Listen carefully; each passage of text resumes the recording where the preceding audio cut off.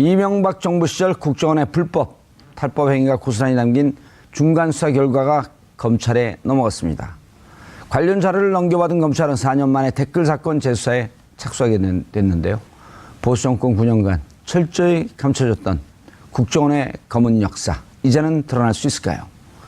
이 불법에 가담한 모든 이들은 한 명도 빠짐없이 처벌받을 수 있을까요? 이 문제와 관련해 두 분 모시고 말씀 나눠보도록 하겠습니다.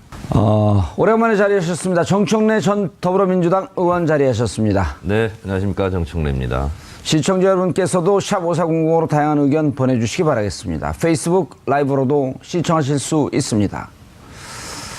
자, 고주열 기자님. 네. 예. 8월 15일 맞이해서 뜻깊은 날이에요. 72년, 2주년.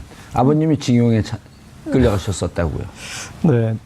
너무 예. 제가 이제 어렸을 때 아버님 돌아가셔가지고 자세히는 듣지 못했는데 홋카이도 쪽으로 징용을 예. 가셔서 거기에서 또 징용을 거기 하시고 거기서 또 일본 여인을 만나서 결혼도 하신 걸로 몇 년 계시다 좀 상당히 오랫동안 계셨던 걸로 들었는데요. 예. 그럼 그 역사를 이제 또 찾아가 봐야겠고. 이제 숙제입니다.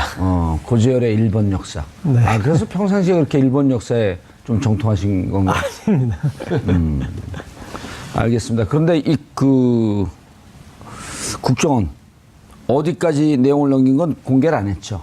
네, 지금 이제 2차 분량을 이제 넘겼고요. 예. 일단은 뭐 반복되는 얘기지만 시청자분들 이해를 돕기 위해서 이제 국정원 댓글 사건 수사가 예. 뭐 어떻게 된 건지 간단히만 말씀드리면 처음에 이제 지난 2012년 대선에 대한 국정원 이 정치 개입 사건에 대한 수사는 2013년 6월 14일에 특별수사팀이 꾸려지고 원세훈 전 국정원장을 국정원법과 선거법 위반 혐의로 기소했던 것으로 출발하고요. 그렇죠. 지금 그 그래프가 나오네요. 네, 2014년 9월 11일에 1심이 나왔었습니다. 그런데 이 국정원법 쪽은 유죄, 공직선거법 쪽은 무죄 이렇게 나왔었어요. 예. 그리고 징역 2년 6개월에 처했지만 집행유예를 받아서 구속되지는 않았고 그런데 2015년 2월 9일 2심 때 선거법 위반 혐의까지도 유죄를 받게 되고 바로 그리고 선고가 이제 징역 3년 받았는데 원세훈 전 원장이 이때 법정 구속이 되죠. 네. 예. 그런데 그해 7월 16일 대법원이 선거법 위반 혐의를 다시 재판하라 뭐 이런 파기환송 취지로 얘기를 해서 그게 이제 다시 고검에 도법으로 저때도 논란이 됐었죠. 유무죄를 판단한 것이 아니고 선거법 위반 증거가 불충분하다. 네. 변호사들한테 물어봤더니 그런 파기환송을 처음 본다고요. 그렇죠. 그리고 예. 또 파기환송 왔더니 이제 거기에 재판을 받았던 그 판사는 유죄 혐의를 받았던 국정원법까지도 또 건드리려고 했던 뭐 그래서 좀 이슈가 되기도 했었죠. 예. 그러다 이제 8월 14일 어제 예. 검찰이 국정원 이 댓글 부대 조사 결과를 넘겨받아서 재수사를 착수하고 그리고 이제 변론 재개 신청은 아마 지금 자료를 검토한 뒤에. 자료 검토 뒤에 결정한다고 했는데 하게 될 것으로 대부분 예상을 하고 있고요. 이번 주까지는 결정을 해야 되잖아요. 왜냐하면 8월 30날 이 파기환송심에 대한 선고가 예정이니까요. 예정돼 있어서 예. 결정될 것 같고 그래서 이 선고가 지금 이제 검찰이 징역 4년을 구형해 놓은 상태인데 예. 뭐 지금 추가 변론 재수사가 제기해서 벌어지고 재수사를 할 것이냐 말 네. 것이냐. 그쪽으로 가게 되면은 많은 좀 변동이 있을 것 같습니다. 그냥 확정하고 징역 살 때 또 추가 뜨면 더 좋을 텐데. 예. 그럼 징역이 고통스러워지죠. 맞은데 다시 그럼요. 맞으면 예. 더 아프니까. 찔린데 또 찔리고. 예. 어허. 자, 정청래 의원님. 네. 요즘 뭐 하고 지내세요? 요즘 일 안 하고 소일하고 있습니다. 그게 뭐 일 안 하고 소일하는 게. 백수의 자유죠. 네. 네. 나오자마자 아재 개그를 빵빵 날리는 거예요? 아니 뭐 정글의 왕자 백수처럼 네, 호령하고 살고 있습니다. 예. 네. 아니 눈빛은 사자 같아요, 네. 진짜. 제가 사자상이라고 그러고. 그래요, 사자처럼. 네.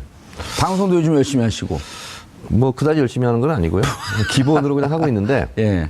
오늘 그 정청래 의원을 모신 게 네. 국정원이 개입했다고 알려진 NLL 대화록 공개하고 대선 댓글 개입 사건이 막 수면 위로 오를 때 네. 2012년, 2013년에 정보위 간사. 네, 그렇습니다.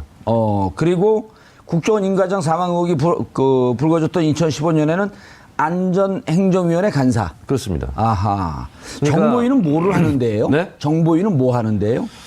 정보위는 거기서 있던 내용을 외부로 공개하면 안 되는 거 아니에요? 많이 임로 공개도 많이 하고 언론 브리핑도 하는데 예. 정보위의 피감 기관은 국정원 아하. 그리고 경찰의 정보 파트 예. 그다음에 국방부의 정보본부 그리고 국방부의 기무사 여기를 오. 주로 피감 기관을 하고 있기 때문에 대한민국의 주요 정보를 다루는 기관은 다 피감. 네, 그렇습니다. 감사할 수 있는 네. 정보위. 그렇습니다. 그리고 제가 야당 간사였잖아요 당시에 예. 그렇기 때문에 야당 간사는 예산결산 소위원장입니다. 그래서 이 정보 파트의 예산은 실제로 저만 볼 수 있어요. 그러니까 오. 국정원 직원들이 한 5명 정도가 들어옵니다. 예. 예산 내용을 갖고 그럼 이제 의원회관으로 와요. 그럼 보좌관들도 못 들어와요. 오. 관리가. 그리고 저하고 그 예산 담당관들 앉아가지고 그러면 이제 예산 심의를 하고. 예산 심의를 제가 미리 이제 보는 거예요. 그래서 저는 이제 다른 때 야당 간사들은 그렇게 시간을 길게 안 끌었나 봐요. 예. 저는 근데 4시간 정도 예. 일일이 한 페이지 넘겨가면서 연필로 이렇게 쓰면서 1분 있다고 다 물어보죠. 물어보는데 국정원의 보안을 유지할 사항이 5가지가 돼요. 그러니까 예산, 그다음에 조직, 예. 국정원의 위치 뭐 이런 거 있잖아요. 예. 이런 것은 기밀을 유지하게 돼 있습니다. 아. 그럼에도 불구하고 그 이제 상임위를 하지 않습니까? 예. 그러면 여야 간사 그리고 국정원 직원이 합의해서 브리핑을 하는데 대체적으로 비공개로 하는데 이제 간사가 순간순간 임기응변이 강해야 돼요. 그래서 야당에게 유리한 것들을 막 다 메모를 하죠. 예. 메모를 하고 또 여당은 당시 새누리당은 뭐 북한 정보라든가 이런 거 있잖아요. 예. 본인들에게 유리한 그때 거. 간사 누구였었어요, 여당은? 그때 2년 제가 정보위 간사할 때 예. 첫 번째는 윤상현, 예. 두 번째는 조원진 이렇게 예. 됐었죠. 이른바 수구의 대표 선수들은 다 나왔었네요. 그렇습니다. 그래서 예를 들면 제가 이제 기억나는 게 이제 저희가 브리핑을 하게 되면 이제 기자들은 다 이게 담타기를 해요. 벽타기를. 근데 이제 브리핑을 하면 그 순간 이제 막 이 자판 두드리기는 소리가 막 들리고 뭐 누가 이제 속보 경쟁을 하니까 대부분 정보위가 열리면 그날 톱뉴스는 정보위에서 다 차지를 했죠. 아, 그럼 정보위 그때 재선 때 한번 건너뛰고 정보위 간사하고 2015년 또 안행이 이제 경찰이 네, 피감기관이죠. 그렇습니다. 네. 안행이 간사했으면 당과 국회에서 무척 주요한 역할을 한 거로 보이는데. 그런 역할을 많이 했기 때문에 컷오프가 됐죠. 그래서 제가 궁금한 거예요. 결과적으로. 김종인 그분이 그분 지금 생존해 계신가요? 어딘가에는 생존해 계시겠죠. 왜 이런 중요한 역할 한 분을 컷오프했는지 한번 공개적으로 한번 여쭤볼까요? 뭐 여쭤보지 마세요. 그분이 대답할 위치에 있는 것 같지 않습니다. 지금. 네. 그리고 이거 여쭤보면 네. 얼굴이 또 사자상에서 충격으로 또 일찍 돌아가시고 그러면 큰일 나니까. 자, 그런데 이제 리설주 김정은의 예. 부인 리설주가 김정은의 부인이 맞냐 틀리냐 이렇게 논란이 돼 있었어요. 그러면 이제 야당 정보위 의원들은 예. 그걸 다 질문을 하거든요. 근데 이제 국민들이 궁금해하는 것, 언론들이 궁금해하는 것 이것을 누가 먼저 캐치해서 아하. 브리핑을 하느냐. 순발력 이것이 싸움이네요. 이제 예. 그렇죠. 야당의 이제 존재감을 키우는 건데 그렇게 언론에서 뜨겁게 관심 있는 분야는 제가 주로 많이 물어봤고 제가 브리핑을 많이 했어요. 그래서 예를 들면 리설주에 관해서 김정은 부인이 맞냐? 그러니까 이제 국정원에서 맞다. 이제 확인해 줬어요. 그리고 인천 아시안 게임 때 실제로 내려왔었다. 응원단으로. 예. 그래서 이제 확인을 했는데 그러면 리설주에 대해서 언제부터 추적했느냐?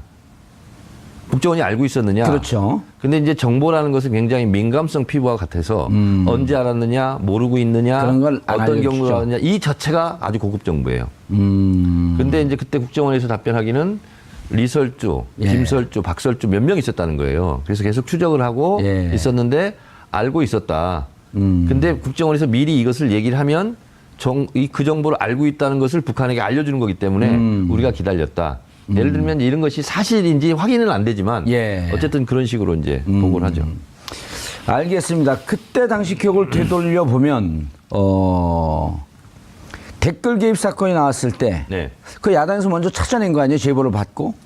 그렇습니다. 김상욱 씨가 예. 처음으로 제보를 했고, 그리고 이제 잠복 근무를 했고, 그래서 실제로 그 오피스텔에 가서 이제 잡아낸 건데, 예. 뭐 그 과정이야 다 아시겠지만, 아까 우리 고재일 기자가 쭉 이제 브리핑을 했는데, 예. 제가 주목하고 말도 안 되는 것은 선거법 위반은 안 된다. 국정원법 위반만 된다. 예. 그래서 2심에서는 선거법 위반도 된다. 법정 구속까지 시켰지 않습니까? 예. 다시 대법원에서 파기환송해서 선거법 위반은 아니다. 이렇게 왔잖아요. 그렇죠. 대한민국의 법원이라는 곳이 이 정도로 수준이 낮은가. 그 부분을 제가 지적한다면 공교롭게요. 이게 대한민국 법조항에서 이런 경우가 없을 겁니다. 국정원법도 구조고 선거법도 구조입니다. 예. 이게 뭐냐면 똑같은 내용이에요. 구조가 똑같네요. 구조가 똑같아요. 예. 국정원법 구조는 원장, 차장과 그 밖의 직원은 정당이나 정치단체에 가입하거나 정치활동에 관여하는 행위를 해서는 안 된다. 정치활동에 관여한 거 자, 아니에요? 이 법은 위반됐다는 거 아닙니까? 예. 근데 선거법 제9조 공무원, 기타 정치적 중립을 지켜야 하는 자, 기관, 단체는 선거에 부당한 영향력의 행사, 기타 선거 결과에 영향을 미친 행위를 하여서는 아니 된다. 똑같은 내용이잖아요. 정치활동이잖아요. 그렇습니다. 85조 공무원은 그 지위를 위하여 선거운동을 할 수 없다. 이거거든요. 그러면 국정원법 구조나 선거법 구조나 똑같은 내용이에요. 예. 근데 국정원법만 위반했다는 거잖아요. 당시 이제 박근혜 정권에서 그렇게 주장했고. 그러니까 선거법을 위반했다 그러면 이건 부정선거였다. 예. 대선이 부정선거였다. 그래서 정권의 정통성에 심대한 타격을 받기 때문에 이런 손바닥으로 하늘을 가리는 짓을 지금까지 한 거죠. 예. 그러면 이번에 이제 그 자료가 중간 수사 결과까지 검찰에 넘어갔는데 네. 공개하진 않았지만 대단히 파급력이 있고 파괴력이 있는 내용들이 있을 거다 이렇게 보시나요? 저는 제 눈으로 확인한 건 아니지만 예. 국정원의 메인 서버를 저는 뒤졌다고 봐요. 지금 그렇게 국정원에서. 얘기하죠. 네. 예. 그래서 거기서 나왔으면 움직일 수 없는 증거들이 대단히 많다. 구두 보고 예. 이외의 것들은 메인 서버에 다 이렇게 저장이 되기 때문에 뭐 어떤 방에서 어떤 컴퓨터를 사용했든 간에 중앙 컴퓨터 메인 서버에는 다 저장이 되기 때문에 예. 아마 증거 능력으로는 대단히 폭발력이 있는 여러 가지 증거들이 검찰에 넘겨졌을 것이다. 알겠습니다. 고재일 기자님, 그런데 국정원 적폐청산 TF가 자료를 검찰에 넘기면서 댓글부대 팀장 30명에 대한 신원 네. 또 넘겼다? 지금 이제 그 넘긴 내용 중에 하나하나 알려지는 과정에서 맨 예. 처음 언급된 것이 팀장 30명의 신원이잖아요. 예. 그리고 이건 공개 브리핑을 한 건가요? 신원을 이렇게 넘겼습니다라고 하는 걸 브리핑을 한 건가요? 아니면 요게 흘러나온 이제 기사인가요? 그 처음에부터 나온 얘기는 아니었으니까 예. 이제 하나씩 내용이 좀 밝혀지고 있는 것 같은데 여기서 이제 팀원의 신원이 특정됐는데 팀장. 네, 팀장의 예. 보수단체나 탈북자 단체 간부였다. 그 보니까 제가 그래서 이 보도 보고 한번 그런 보수단체나 탈북자 단체 관련된 보수 언론들 보니까 민감하게 반응하더라고요. 그러니까 재발을 저리고 있어요. 예.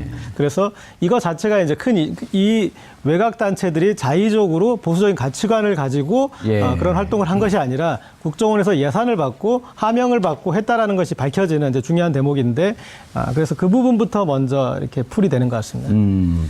그래서 그 보수단체를 실질적으로 이 단체 임원들 팀장들 30명을 수사 권고했잖아요. 권고한 이유가 뭐예요? 수사를 의뢰하면 의뢰하지 권고는 뭐죠? 제 생각에는 이미 이들의 활동한 내용 자체도 다 있다고 봅니다. 있는데 그것에 대해서 그들의 또 얘기를 들어봐야 되잖아요. 그리고 그 수사받는 그리고 어떤 인물인지 이게 환기되는 과정이 이 국정원 댓글 사건에 대한 재수사에 대한 동력을 만들어내는 과정이라고 생각합니다. 일단 예. 국민들이 그런 일이 있었어 그리고 그 자료가 나왔어 이렇게 하면 아직 체감으로 좀 못 느끼실 수 있어요. 예. 그런데 자 보세요. 이런 사람들이 그때 지금 그렇게 목청을 높이고 어디 가서 마이크를 잡고 어디 가서 이 그동안 박원순 시장을 저렇게 괴롭히고 했던 사람들이 알고 보니 국정원의 이 주의를 받는 그러면서 그런 여론전을 하는 사람들이었다. 이렇게 되면은 예. 수사에 좀 동력이 확보될 수 있지 않을까 싶습니다. 정 의원님 직접 당시 정보에 간사했었고 대충 무슨 내용이 전체 내용을 쭉 팔로우하고 있었고 무슨 내용이 서버에 있을 것 같다라고 하는 것은 이제 누구보다도 잘 짐작을 하고 있을 터인데 네.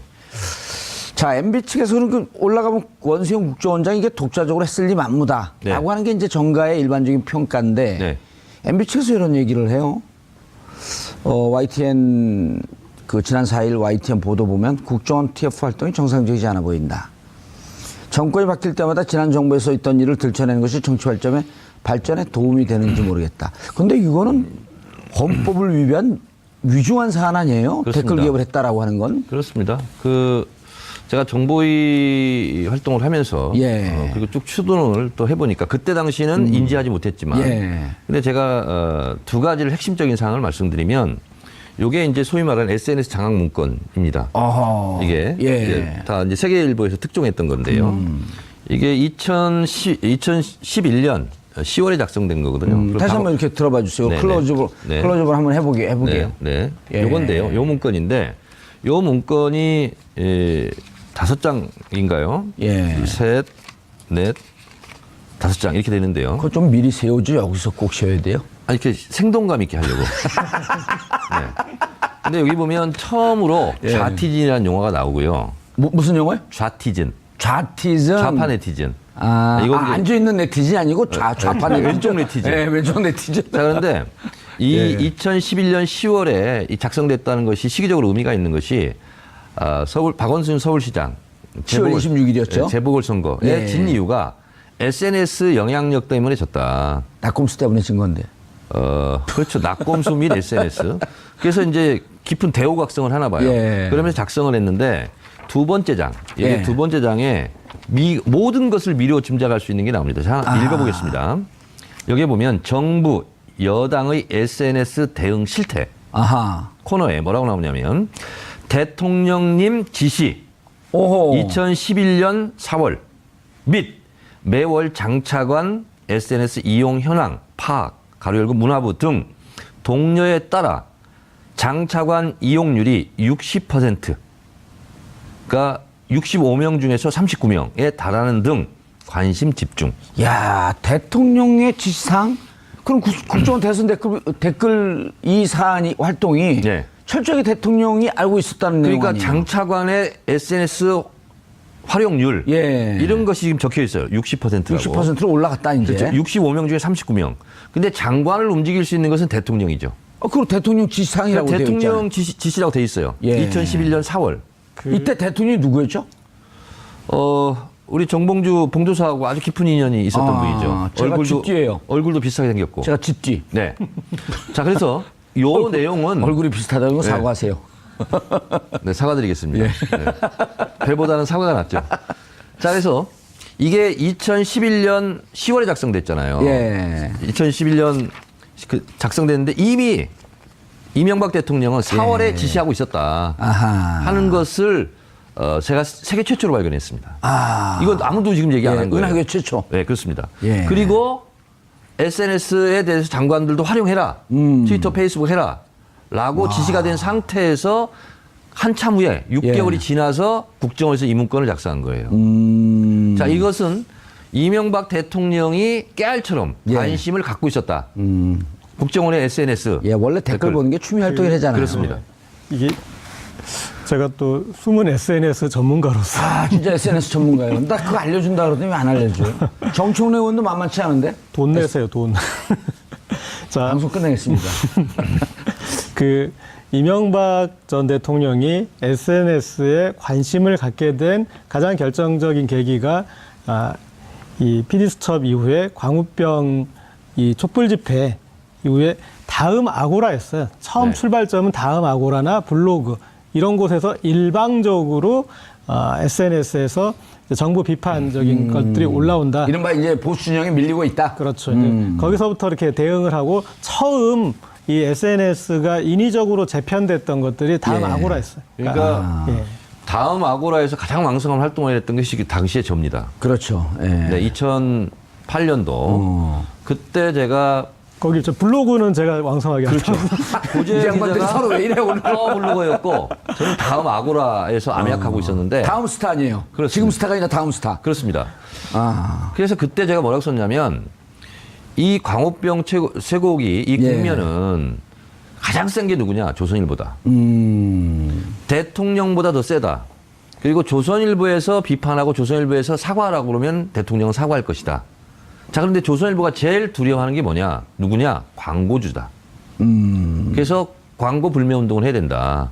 그 글을 제가 썼어요. 다음 아고라에. 근데 그것이 중학교, 고등학교 홈페이지 자유 게시판까지 막 퍼다 날르고 옮겨졌대요. 그러면서 그때 대중적으로 안티조선 운동, 조중동 아웃 이것이 벌어졌고 조선일보에 실제로 그 스티커도 붙이고 막 쓰레기도 갖다 놓고 뭐 이렇게 했지 않습니까? 예. 그거 다 기억할 거예요. 그리고 나서 그 다음날 6월 11일부터 제가 이제 KBS 앞에 가서 정현주 사장 지키기를 했는데 그래서 제가 다음 아고라 상황은 내가 누구보다 잘 아는데요. 그때까지만 하더라도 악플이 없었어요. 대부분 다 추천 누르고 선풀. 찬성하고 선풀 다 있었는데 어느 순간부터 특정 아이디어로 계속 인신공격 뭐 이런 것이 올라오기 시작해서 저도 결국은 다음 아고라를 떠났어요. 그러니까 국정원이 공작이 성공한 거거든요. 그래서 제가 그것을 피부적으로 제가 느끼고 주요 진보 논객들의 댓글을 악성 댓글을 달므로 인해서 네. 여기를 떠나게 만들고 그렇습니다. 활동을 못하게 만들고 그렇습니다. 다음 아고라 측에서도 사실은 이 정부의 로비를 받고 어떤 걸 바꿔줬냐면 처음에는 무조건 추천이 많고 사람들이 이렇게 같이 이거는 같이 읽읍시다 하는 것들을 다음 아고라 탑으로 올렸어요. 네. 그런데 인위적으로 찬반으로 나눴어요. 네. 그러니까 그동안의 아고라는 90, 무조건 진보 진영이 95%의 일색이었잖아요. 예. 그런 의견이 그런 진보 의견이었는데 갑자기 절반을 세상의 절반을 그쪽으로 줘버리고 인위적으로 그래서 그 다음에 또 이렇게 악플러들이 가면서 판이 흐려지면은 거기에서 이제 정상적인 소통 활동 하려고 하는 분들은 떠나게 돼 있어요 구조가. 예. 제가 다음 정의원님. 아고라에 여러 네. 번 썼는데 그 실제로 이제 미네르바라고 그렇죠. 기억나시죠? 예, 미네르바가 경제 이제 최고의 전문가라고. 농객이었고 거기도 결국 이제 이러저런 우여곡절 그때 안 쓰고 저도 떠나고 이러면서 상당히 좀 이렇게 위축이 됐던 게 사실이고 그런 면에서 본다면 이명박 대통령이 원세훈 국정원장의 이 댓글 공작 이것을 알았을 개연성이 높다라고 저는 생각하고 있고 또 하나는 뭐냐면 심리전단을 심리정보국으로 확대 개편했거든요. 자, 근데 국정원은 대통령 직속기관이라서 그 조직 개편은 무조건 대통령한테 보고하게 돼 있습니다. 그렇죠. 대통령 그리고 대통령의 재가가 있어야 조직 개편을 하는 겁니다. 그게 몇 년도에 조직이 개편된 건가요? 저희가 2012년도 예. 사실은 그 국정원 그 본부에 가서 국정감사를 할 때 모 의원이 심리전단을 운영하고 있다는 첩보가 있다. 예. 그 사실이냐. 그리고 심리전단을 지휘하는 모 국장을 실제로 이렇게 세웠어요. 당신 이거 하고 있느냐. 그러니까 2012년 9월 국정감사 국정감사 때 예. 딱 잡아떼더라고요. 추모국장을. 네. 아니, 추모국장이 아니고 박모국장인데 거기도 이제 뭐 기소되고 이렇게 했었는데 그리고 나서 이제 끝나고 저녁 예. 식사를 하는데 그 박모국장이 저한테 와서 의원님 저 절대 그런 일이 없습니다. 억울합니다. 막 이렇게 얘기를 하더라고요. 저는 그게 굉장히 이렇게 지금 보니까 연기인데 연기를 굉장히 잘하는 거예요. 또 정의원은 그렇게 진실되게 얘기하면 또 믿는 사람 아니에요. 저는 사람을 너무 잘 믿는 경향이 있죠. 예, 김종인 대표도 믿었다가 그 곤혹을 치고 그렇죠. 제일 믿었었잖아요. 네. 믿는 사람이 제가 많죠. 그러니까 제가 네, 벌을 받고 있어요. 자, 2012년 댓글 중에 네. 댓글로도 그 퍼날려졌지만 또 하나는 당시 정문원 의원 그다음에 그 대표였었네. 그 김무성 대표 그 이분들이 박근혜 NLL 기록을 선거대 측의 갖고 노무현 총괄본부장. 대통령이 네. NLL을 포기했다. 네. 이게 가장 많이 회자됐던 내용들 아니에요? 그러니까 정문원 의원이 10월 24일인가요? 예. 그 제가 이제 외통위 그때는 했으면서 정보위를 겸임했으니까 그 상임위에서 얘기를 했는데 그 경로는 이런 거죠. 원래 NLL 대화록 예. 정상회담 회담록은 원래 청와대에서 가지고 있어야 되고 임기가 끝나면 국가기록원으로 이제 이관이 돼야 되는데 그 왜 국정원에 가 있죠? 내용이 이게 좀 기구한데 예. 노무현 대통령 김정일 국방위원장이 회담을 하는데 뒤에 조명균 지금 통일부 장관이 예. 있었고 근데 이 녹음 상태가 안 좋았던 거예요. 쓰기 메모도 하고 이렇게 했는데 녹음 상태가 안 좋은데 청와대에서는 그걸 잘 음질이 안 좋으니까 스크립으로 다운을 못 받으니까. 네네네. 그래서 그 기술은 국정원에서 있으니까 국정원에서 이것을 풀고 예. 녹취를 해서 달라 이렇게 된 거예요. 그러니까 국정원이 자기들이 한 번을 남긴 거예요. 그거 불법 아니에요?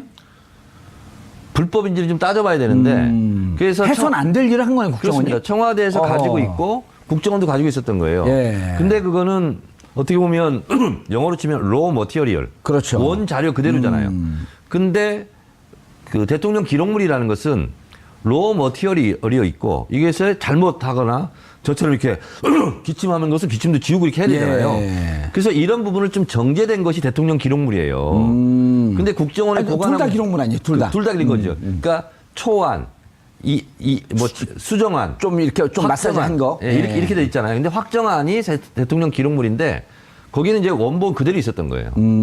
그래서 추론컨대는 정문원 의원이 통일비서관이었지 않습니까? 그래서 이명박 정부도 계속 정상회담 이런 것을 꿰었을 테니까 하게 되면 어떻게 하는지 이제 그것은 합법적으로 갖다 볼 수 있어요. 청와대에서.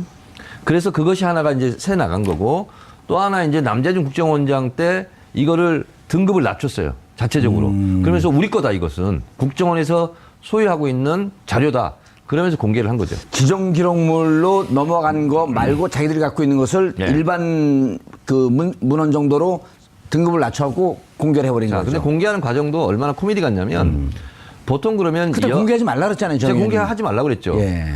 근데 제가 이제 외통이 다른 상임위에서 그 소위 활동을 하고 있는데 보좌관 정보가 전화가 왔어요. 지금 국정원에서 자료를 갖고 출발한답니다. 어허. 그 정상회담 대화록을 갖고. 예. 그래서 제가 엄청 긴장을 하고 자 그래서 보좌관한테 제가 직접 지시를 했죠. 그 차장이 오는 것을 사진을 찍어라. 정보위원장실에 들어가는 걸. 예. 그래서 사진을 찍었어요. 그래서 그게 한겨레 일면 특종이었는데 어허. 근데 저희가 거부를 하니까 새누리당 쪽이 뭐 검토를 해봤는지 한데 공개적으로 분배는 안 했어요. 그러고 있다가 2차 도발을 해서 야당 정보위 의원실 예. 다니면서 그냥 뿌려준 거예요. 이렇게 오. 보라고. 그래서 제가 그걸 듣는 순간 우리 보좌관한테도 빨리 반납해라. 보지 말고. 그리고 우리 야당 정보위원들도 다 반납해라. 그래서 반납을 했어요. 그리고 새누리당만 본 거죠. 공개하지 않고 반납을 했고. 그렇죠. 그러면서 왜곡을 한 거예요. 예를 들면 이런 겁니다. 새누리당이 어떻게 얘기했냐면 노무현 대통령이 비굴하고 굴종적 자세로 김정일 국방위원장한테 보고했다. 이 보고라는 단어를 씁니다. 예. 근데 실제로 원본에는 뭐냐면 이런 거예요. 노무현 대통령이 끊임없이 김정일 국방위원장에게 해주 공단을 개성공단처럼 여시오. 거기는 안 됩니다. 군사 밀집 지역이라 바늘 하나 꽂을 자리가 없습니다. 오전까지 그래요. 오후에 바뀝니다. 그래서 김정일 국방위원장이 이렇게 해요. 김계관 동무 와서 그것이 가능하다는 것을 노무현 대통령한테 보고하시오. 이렇게 얘기하는 거예요. 보고라는 단어가 거기 나옵니다. 정반대로 180대로 왜곡해서 그래서 써먹었죠. 정 의원님, 그럼 이제 문제는 자, 이 아까 읽어준 문건에 보면은 국정원 대선 댓글 개입은 결국은 국정원이 MB에게 보고하지 않고 했을 리가 없다. 만약에 그 국정원이 조직 개편이라든가 예. 이런 것을 대통령이 제가 없이 예. 조직을 확대 개편하고 그리고 대통령한테 얘기도 안 하고 그랬다면 그거로도 국정원법 위반으로 국정원장이 죄를 받아야 돼. 벌을 받아야 돼. 이 댓글 부대가 조성되기까지 일련의 과정들을 좀 살펴야 되는데 아까 우리가 얘기했던 예. 이제 다음 아고라의 그런 이제 대처하는 게 초기 부분이고요. 예. 그다음에 그래서 이명박 정부에서 했던 활동이 뭐냐면 노무현 정부까지는 이런 SNS 소통의 어떤 마인드로 봤고 그다음에 그런데 이 보수 언론에서 우리 입장을 너무 안 들어주는구나. 그러면 우리에 대해서 우리가 언론사처럼 우리 어떤 하나를 만들자. 그래서 청와대 그런 페이지들을 만들고 그렇게 하는 방식을 택했어요. 그런데 이명박 정부로 오면은 어떻게 바뀌냐면 아고라가 잘 나가? 그러면 우리도 아고라를 공략하고 아고라에 우리 쪽 얘기를 할 수 있는 플랫폼을 만들고 거기다 사람을 심어. 그다음에 블로그가 잘 돼? 그러면 다 블로그 해. 각 부처도 블로그하고. 그다음에 트위터가 잘 돼? 그럼 다 각 부처 트위터 해. 그게 아까 저기 보고서에 나온 장차관들 SNS 그런 적이에요. 그런데 제가 그리고 특징이 이명박 정부 때 다음에서 부사장 했던 출신을 영입을 해가지고 이런 이 비서관으로 임명을 해요. 그런데 뭐 이름은 아마 소통비서관 그런이지만 이런 활동이 어떻게 보면 기획자였겠죠. 그래서 아하. 이런 것들이 이렇게 체계적으로 기획이 돼서 그분이 고재열 기자보다 선수예요? 아니면 덜 선수예요? 예, 그분을 제가 전에 트위터 초기에 제가 좀 가르쳤어요? 제쳤죠. 아, 좀 제꼈어요? 예, 그런데 어쨌든 이제 그분도 그런 얘기를 하시죠. 초기에 보면은 정부 부처들은 SNS 활동을 잘 안 하려고 해요. 왜냐하면 공연이 시비가 일 수 될까 봐. 있어서. 예, 그래서 안 하려고 하고 그런데 보니까 이를테면 이제 장차관들 그런 거 만들 때도 제일 마지막 뭐 검찰이나 그다음에 외교부 이런 데서 특히 안 하려고 그래요. 민감하니까. 그래서 이제 그러면 청와대 입장에서는 개기는 거잖아요. 그래서 왜 안 하냐 그랬더니 우린 너무 민감하고 저기 해서 예. 괜히 그럴 수 있다 그러면 이제 청와대 입장은 야 니들이 우리보다 더 민감하냐? 우리도 하는데 해서 이제 결국 다 하게 만들고 하는데 그런 어떤 이제 공식적인 측면에서 하지만 또 비공식적인 측면에서도 이런 식으로 진행되고 그다음에 댓글 부대 어떤 그 뒤에 그 문건이나 이런 공략할 때 제가 주목했던 게 뭐였냐면 SNS 흐름 같은 것도 정확히 포착을 해서 앞으로는 페이스북이나 트위터에서 페이스북 쪽으로 무게중심을 할 것이다. 그러니까 그것에 대비해서 가야 된다. 그런 것까지 돼 있어요. 그러니까 예. 뒤에 그런 연구 기획진들도 있기 있었을 때문에 것이다. 그래서 국정원만 단적으로 하는 게 아니라 청와대 차원에서 정부 예. 차원에서 기획했던 일이죠. 정 의원님 그러면은 MB까지 수사가 불가피하다 이렇게 보시는 건가요? 저는 뭐 칼끝은 MB를 향하고 있다 이렇게 보는 거고요. 예. 조만간 예. 전직 대통령을 꼭 수사해야 되냐 말아야 되냐 하는 것이 아마 뉴스로 많이 나올 것 같다. 이런 예. 생각입니다. 자, 그럼 이제 2012년 9월 2일 MB와 박근혜 둘이 100분간 독대를 했다. 네. 그리고 독대를 한 것은 무슨 뭐 태풍 대책이든지 이런 얘기를 하는데 그 이후에 민주당에서 9월 2일 독대 이후에 9월 10일을 전후로 해서 댓글이 2배 이상 늘어났다라고 하면서 그 통계를 한번 지적한 적이 있었거든요. 네네. 그 9월 2일 전까지는 박근혜 당시 후보와 이명박 대통령이 사이가 안 좋았었단 말이에요. 지금도 안 좋죠. 근데 9월 2일 그 하고 난 다음에 무척 화기애애해지고. 우리 봉도사께서 예. 굉장히 최고 전문가 아닙니까? 그때 무슨 얘기를 나눴을까? 뭐 이러면서. 저는 그냥 공개하라고 하고 피켓 시위한 적밖에 없어요. 예. 저는 이명박 대통령 때 예. 국정원 댓글 뭐 이런 것을 기획하고 했다면 실제로 수혜자는 박근혜 대통령 아니겠어요? 그렇죠. 저는 그렇게 봅니다. 예. 그리고 박근혜 대통령 때도 끊임없이 MB 정부의 국정원 여러 가지 사업들을 계승해서 했을 거 아니겠어요? 예. 그래서 저는 이제 만약에 이명박 전 대통령까지 수사선상에 오른다면 또 자연스럽게 박근혜 대통령하고의 또? 연계성 예. 이런 부분도 대단히 큰 관심사로 떠오를 것 같다라는 생각입니다. 알겠습니다. 마지막으로 꼭 짚어야 될 게 임 과장 사망 사건을 또 짚어야 되잖아요. 네, 임 과장 사건은 그때는 이제 행안위 간사였었고 네, 안행이 누구보다도 간사. 안행이 간사 누구보다도 정확히 알고 있었을 거고. 제가 이런 얘기를 했죠. 임 과장이 아침에 일어나서 예. 그 야산에서 발견된 그 지점 죽음의 동선을 제가 뒤따라도 가봤고 역추적도 해봤고. 예. 근데 그래서 그 당시에 제가 7대 의혹을 예. 제기를 했었죠. 그런데 해소된 게 없어요. 저기 지금 마티스 사건 자살 타살 7대 의혹 해갖고 이제 정 의원님이 제기했던 건데 네. 자, 첫 번째 한번 읽어주시죠. 임 과장 부인은 왜 112 신고 후 예. 또 취소를 하고 취소를 또 확인해요. 예. 그다음에 다시 재신고를 합니다. 어허. 이게 이제 시간차가 있거든요. 예. 그래서 나중에 신경민 제 후임 정보위 간사로 확인해 본 결과 국정원 제3차장이 8시 40분경에 119로 신고하라고 지시합니다. 어허. 그러니까 왜 그에게 소방에게 예. 지시했을까? 그것은 간단합니다. 경찰이 현장을 장악하잖아요. 그럼 폴리스 라인을 치고 국정원 직원인들 함부로 들락날락 할 수가 없죠. 예. 그러니까 119에 신고를 했는데 119도요. 예. 신고를 받고 찾아가는데 그냥 우리 일반 내비게이션 키를 켜고 저도 갔거든요. 그 현장까지. 예. 근데 굉장히 헤맵니다. 산 77번지다. 화산리 34번지다. 근데 그게 외길이거든요. 한 200m밖에 안 떨어졌거든요.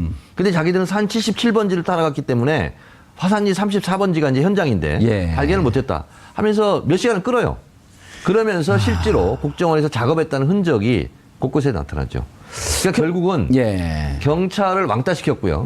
경찰은 현장에 도착하기에 12시 50분입니다. 근데 임 과장 이분이 그 어느 사건의 중심에 있었던 건가요? 그 임 과장이요. 이탈리아 해킹 프로그램을 구매했던 구매 담당자. 담당자가 국내 기술자고. 그렇습니다. 그리고 이분은 이걸로 승진을 했어요. 어허. 나중에 부인의 증언에 예. 의하면 승진을 해서 다른 곳을 발령 가 있었습니다. 그리고 다시 호출을 받은 거죠. 예. 그러면서 그 윗선에서 그 문자하는 것도 이번에 발견되지 않았습니까? 예. 거기에 보면 승진을 앞두고 네가 해킹 프로그램 담당자였다는 것도 고가에 적어놓으라. 그런 게 있었어요. 그러니까 아하. 실제로는 국정원 내부에서는 잘했다 이렇게 이제 칭찬을 받은 사안인데 나중에 이것이 이제 들통이 나니까 민간인 사찰 의혹이 있고 총선과 대선을 앞두고 이런 예. 도청 프로그램을 RCS 프로그램을 다량으로 이제 구매했다는 것이 들통이 나니까 예. 국정원으로서는 상당히 곤혹스러운 상태에 빠져버린 거죠. 이 선을 끊을 필요가 있었겠다. 그럴 가능성이 충분히 있죠. 이것도 이번에 보니까 국정원 13개 적폐청산 리스트에 들어가 있네요. 그리고 이제 부친께서 임과장 예. 부친께서 증언을 했지 않습니까? 얼굴이 피투성이었고 멍들었고 자기는 자살로 생각하지 않았다. 알겠습니다. 그런 증언까지 나온 상태. 알겠습니다. 예. 임 과장이 구입했던 그 해킹 프로그램이 당시 이 아랍의 봄 이후에 그런 아랍 독재 국가들이 이 국민들을 감시하고 예. 그리고 여론전을 이렇게 펼치기 위해서 그때 주로 구입했어요. 우리나라 예. 빼놓고는 그건 뭐 미국 정보기관이나 뭐 그런 독일 정보기관 그런 데서 구입하는 그런 프로그램이 전혀 아니고요. 예. 그런 독재 국가에서 고재열 국민 감시하는 거. 기자가 아는 게 많네요. 예. 네. 알겠습니다. 자, 국정원 문제 관련해서 지금 국회에 계셔야 되는데 김종인 전 대표 때문에 국회도 못 들어가시고 시간 내주셔서 감사합니다. 다음에 또 한번 부르신다면 예. 안 나오겠습니다. 김종인 대표는 안 부릅니다. 우리가 들어가시고 그러면 큰일 나니까. 자, 그런데 이제 리설주 김정은의 예. 부인 리설주가 김정은의 부인이 맞냐 틀리냐 이렇게 논란이 돼 있었어요. 그러면 이제 야당 정보위 의원들은 예. 그런 거 다 질문을 하거든요. 근데 이제 국민들이 궁금해하는 것, 언론들이 궁금해하는 것 이것을 누가 먼저 캐치해서 아하. 브리핑을 하느냐. 순발력 이것이 싸움이네요. 이제 예. 그렇죠. 야당의 이제 존재감을 키우는 건데 그렇게 언론에서 뜨겁게 관심 있는 분야는 제가 주로 많이 물어봤고 제가 브리핑을 많이 했어요. 그래서 예를 들면 리설주에 관해서 김정은 부인이 맞냐? 그러니까 이제 국정원에서 맞다. 이제 확인해 줬어요. 그리고 인천 아시안 게임 때 실제로 내려왔었다. 응원단으로. 예. 그래서 이제 확인을 했는데 그러면 리설주에 대해서 언제부터 추적했느냐? 국정원이 알고 있었느냐? 그렇죠. 근데 이제 정보라는 것은 굉장히 민감성 피부와 같아서 언제 알았느냐, 모르고 있느냐, 그런 걸안 어떤 알려주죠. 경로를 알았느냐, 이 자체가 아주 고급 정보예요. 음. 근데 이제 그때 국정원에서 답변하기는 리설주, 예. 김설주, 박설주 몇 명 있었다는 거예요. 그래서 계속 추적을 하고 예. 있었는데 알고 있었다. 근데 국정원에서 미리 이것을 얘기를 하면 그 정보를 알고 있다는 것을 북한에게 알려주는 거기 때문에 우리가 기다렸다. 예를 들면 이런 것이 사실인지 확인은 안 되지만 예. 어쨌든 그런 식으로 이제 보고를 하죠. 알겠습니다. 그때 당시 기억을 되돌려 보면 댓글 개입 사건이 나왔을 때 그 네. 야당에서 먼저 찾아낸 거 아니에요? 제보를 받고. 그렇습니다. 김상욱 씨가 예. 처음으로 제보를 했고 그리고 이제 잠복 근무를 했고 그래서 실제로 그 오피스텔에 가서 이제 잡아낸 건데 예. 뭐 그 과정이야 다 아시겠지만 아까 우리 고재일 기자가 쭉 이제 브리핑을 했는데 예. 제가 주목하고 말도 안 되는 것은 선거법 위반은 안 된다. 국정원법 위반만 된다. 예. 그래서 2심에서는 선거법 위반도 된다. 법정 구속까지 시켰지 않습니까? 예. 다시 대법원에서 파기환송해서 선거법 위반은 아니다. 이렇게 맞잖아요. 그렇죠. 대한민국의 법원이라는 곳이 이 정도로 수준이 낮은가. 그 부분을 제가 지적한다면 공교롭게요. 이게 대한민국 법조항에서 이런 경우가 없을 겁니다. 국정원법도 구조고 선거법도 구조입니다. 예. 이게 뭐냐면 똑같은 내용이에요. 구조가 똑같네요. 구조가 똑같아요. 예. 국정원법 구조는 원장, 차장과 그 밖의 직원은 정당이나 정치단체에 가입하거나 정치활동에 관여하는 행위를 해서는 안 된다. 정치활동에 관여한 거 자, 아니에요? 이 법은 위반됐다는 거 아닙니까? 예. 근데 선거법 제9조 공무원 기타 정치적 중립을 법 위반 혐의를 다시 재판하라. 뭐 이런 파기환송 취지로 얘기를 해서 그게 이제 다시 고검에 도법으로 그때도 논란이 됐었죠. 유무죄를 판단한 것이 아니고 선거법 위반, 증거가 불충분하다. 네. 변호사들한테 물어봤더니 그런 파기환송 처음 본다고요. 그렇죠. 그리고 예. 또 파기환송 왔더니 이제 거기에 재판을 받았던 그 판사는 유죄 혐의를 받았던 국정원법까지도 또 건드리려고 했던 뭐 그래서 좀 이슈가 되기도 했었죠. 예. 그러다 이제 8월 14일 어제 예. 검찰이 국정원 이 댓글 부대 조사 결과를 넘겨받아서 재수사를 착수하고 그리고 이제 변론 재개 신청은 아마 지금 자료를 검토한 뒤에. 자료 검토 뒤에 결정한다고 했는데 하게 될 것으로 대부분 예상을 하고 있고요. 이번 주까지는 결정을 해야 되잖아요. 왜냐하면 8월 30날 이 파기환송심에 선고 대한 선고가 예정이니까요. 예정돼 있어서 예. 결정될 것 같고 그래서 이 선고가 지금 이제 검찰이 징역 4년을 구형해 놓은 상태인데 예. 뭐 지금 추가 변론 재수사가 제기해서 벌어지고 재수사를 할 것이냐 말 네. 것이냐. 그쪽으로 가게 되면은 많은 좀 변동이 있을 것 같습니다. 그냥 확정하고 징역 살 때 또 추가 뜨면 더 좋을 텐데. 예. 그럼 징역이 고통스러워지는. 맞은데 다시 그럼요. 맞으면 예. 더 아프니까. 찔린데 또 찔리고. 예. 어허. 자, 정청래 의원님. 네. 요즘 뭐 하고 지내세요? 요즘 뭐 일 안 하고 소일하고 있습니다. 그게 뭐 일 안 하고 소일하는 게. 백수의 자유죠. 아, 네. 나오자마자 아재 개그를 빵빵 날리는 거예요? 아니 뭐 정글의 왕자 백수처럼 네, 호령하고 살고 있습니다. 예. 네. 아니 눈빛은 사자 같아요, 진짜. 네. 제가 사자상이라고 그러더라고요. 그래요, 사자처럼. 네. 네. 방송도 요즘 열심히 하시고. 뭐 그다지 열심히 하는 건 아니고요. 기본으로 그냥 하고 있는데. 예. 오늘 그 정청래 의원을 모신 게 네. 국정원이 개입했다고 알려진 NLL 대화록 공개하고 대선 댓글 개입 사건이 막 수면 위로 오를 때 네. 2012년, 2013년에 정보위 간사 네, 그렇습니다. 그리고 국정원 인과장 사망 의혹이 불거졌던 2015년에는 안전행정위원회 간사. 그렇습니다. 아하. 그러니까- 정보위는 뭐를 하는데요? 네? 정보위는 뭐 하는데요? 정보위는 거기서 있던 내용을 외부로 공개하면 안 되는 거 아니에요? 이 일로 공개도 많이 하고 언론 브리핑도 하는데 예. 정보위의 피감 기관은 국정원 아하. 그리고 경찰의 정보 파트 예. 그다음에 국방부의 정보본부 그리고 국방부의 기무사 여기를 주로 피감 기관을 하고 있기 때문에 대한민국의 주요 정보를 다루는 기관은 다 피감. 네, 그렇습니다. 감사할 수 있는 네. 정보위. 그렇습니다. 그리고 제가 야당 간사였잖아요 당시에 예. 그렇기 때문에 야당 간사는 예산결산 소위원장입니다. 그래서 이 정보 파트의 예산은 실제로 저만 볼 수 있어요. 그러니까 국정원 직원들이 한 5명 정도가 들어옵니다. 예. 예산 내용을 갖고 그럼 이제 의원회관으로 와요. 그럼 보좌관들도 못 들어와요. 관리가. 그리고 저하고 그 예산 담당관들 앉아가지고 그러면 이제 예산 심의를 하고. 예산 심의를 제가 미리 이제 보는 거예요. 그래서 저는 이제 다른 때 야당 간사들은 그렇게 시간을 길게 안 끌었나 봐요. 예. 저는 근데 4시간 정도 예. 일일이 한 페이지 넘겨가면서 연필로 이렇게 쓰면서 1분 있다고 다 물어보죠. 물어보는데 국정원의 보안을 유지할 사항이 5가지가 돼요. 그러니까 예산, 그다음에 조직, 예. 국정원의 위치 뭐 이런 거 있잖아요. 예. 이런 것은 기밀을 유지하게 돼 있습니다. 아. 그럼에도 불구하고 그 이제 상임위를 하지 않습니까? 예. 그러면 여야 간사 그리고 국정원 직원이 합의해서 브리핑을 하는데 대체적으로 비공개로 하는데 이제 간사가 순간순간 임기응변이 강해야 돼요. 그래서 야당에게 유리한 것들을 막 다 메모를 하죠. 예. 메모를 하고 또 여당은 당시 새누리당은 뭐 북한 정보라든가 이런 거 있잖아요. 예. 본인들에게 유리한 그때 거. 간사 누구였었어요, 여당은?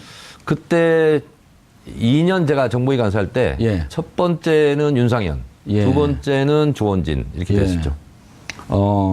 이른바 수구의 대표 선수들은 다 나왔었네요. 그렇습니다. 그래서 예를 들면 제가 이제 기억나는 게 이제 저희가 브리핑을 하게 되면 이제 기자들은 다 이게 담타기를 해요. 벽타기를. 근데 이제 브리핑을 하면 그 순간 이제 막 이 자판 두드리기는 소리가 막 들리고 뭐 누가 이제 속보 경쟁을 하니까 대부분 정보위가 열리면 그날 톱뉴스는 정보위에서 다 차지를 했죠.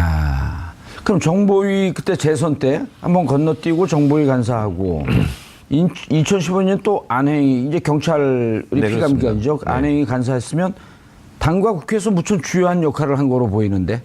그런 역할을 많이 했기 때문에 컷오프가 됐죠. 그래서 제가 궁금한 거예요. 결과적으로. 김종인 그분이 그분 지금 생존해 계신가요? 어딘가에는 생존해 계시겠죠. 왜 이런 중요한 역할 한 분을 컷오프했는지 한번 공개적으로 한번 여쭤볼까요? 뭐 여쭤보지 마세요. 그분이 대답할 위치에 있는 것 같지 않습니다. 지금. 네. 그리고 이거 여쭤보면 네.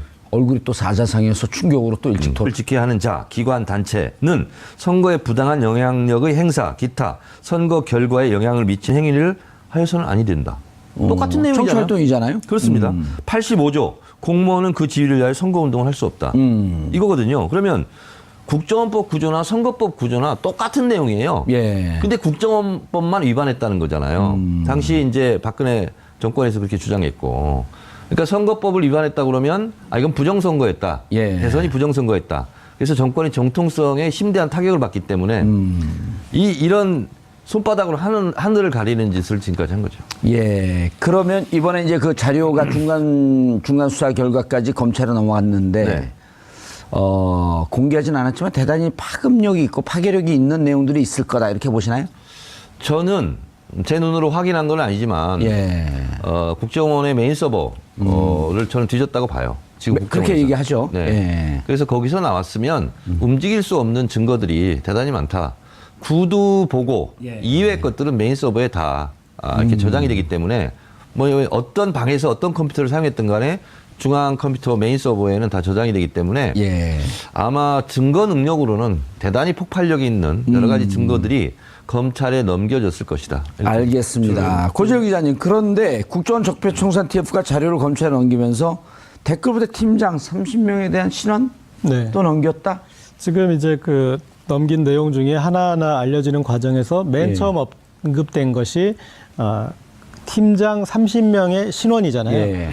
그리고 이건 공개 브리핑을 한 건가요? 신원을 이렇게 넘겼습니다라고 하는 거 브리핑을 한 건가요? 아니면 요게 흘러나온 이제 기사인가요? 그 처음에부터 나온 얘기는 아니었으니까 예. 이제 하나씩 내용이 좀 밝혀지고 있는 것 같은데 여기서 이제 팀원의 신원이 특정됐는데 팀장. 네, 팀장의 예.